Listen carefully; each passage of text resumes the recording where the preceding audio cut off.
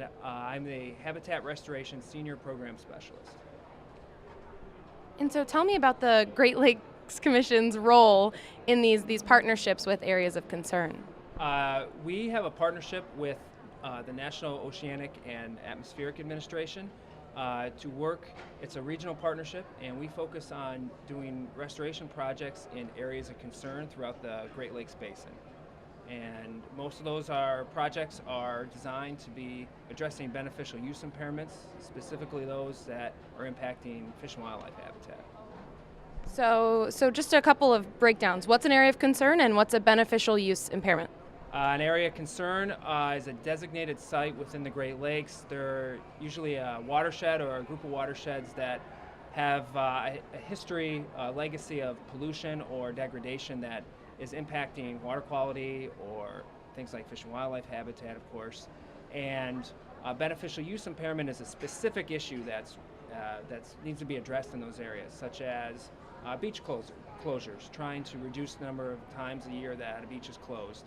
Or with our partnership, like I said, we're focused on restoring fish and wildlife populations. Many of these areas have had issues because of past problems and some ongoing problems that are negatively impacting fish and wildlife populations. So there were a few areas of concerns targeted specifically. Tell me a little bit about where those are in the Great Lakes region. Sure. Right now we're working in 5 different areas of concern. We have St. Mary's River in eastern Upper Peninsula of Michigan, Muskegon Lake area of concern in West Michigan. Also in Michigan, we have one project in the Clinton River area of concern, the Maumee River, and also right here in Buffalo and the Buffalo River area of concern. And we have numerous projects. Some are, for example, in the St. Mary's River area of concern. It's just one project. It's replacing a causeway that was damaging historic rapids habitat with a free span bridge, allowing free flow of water for the first time in decades over about 70 acres of freshwater rapids habitat. Other places like Muskegon Lake, we have numerous projects, same thing with Buffalo, individual projects scattered throughout the area of concern that are also impacting fish and wildlife habitat. That some are larger than others, some are smaller.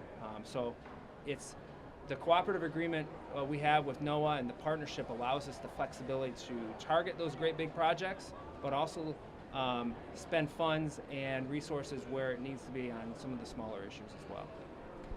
And so there are lots of these areas of concern left to kind of take care of. How do we have any timeline? I mean, for these areas of concern, or when they'll be delisted? Is that? There are targeted goals for certain ones. There are some that are targeted for being addressed earlier. There's some that have already been addressed. All the different beneficial use impairments have been removed, and the area of concern has been delisted. I think there's been about 3, maybe 4 of those that have happened, especially since GLRI funding became available to start really focusing work down on those areas. But a lot of these places have so many issues to deal with, and they're going to take many years, if not decades, to still continue to be repaired. Some of our work, though, and some of the AOCs we're working in, we would expect the AOCs to be delisted relatively soon. I mean, that's maybe within the next 5 years, if not sooner. But that's something that EPA will take a look at in the states to make sure that the beneficial use impairments have been addressed completely, and that the area can be removed from the AOC list. And just one last question. So some of the partnerships, that word comes up a lot, partnerships. So tell me a little bit about how an organization like yours might work with smaller local organizations. Sure. The Great Lakes Commission, as part of this regional partnership program with NOAA, one of our roles is to work with the local partners who are the ones that actually bring us the projects. The projects are locally driven.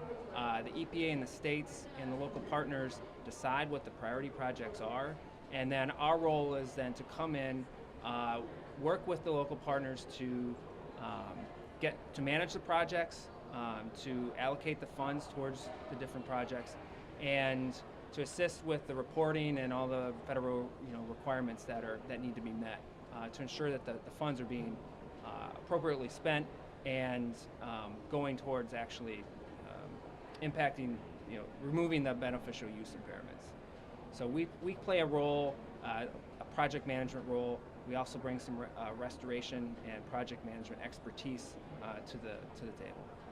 All right. Thank you very much. You're welcome. Thank you.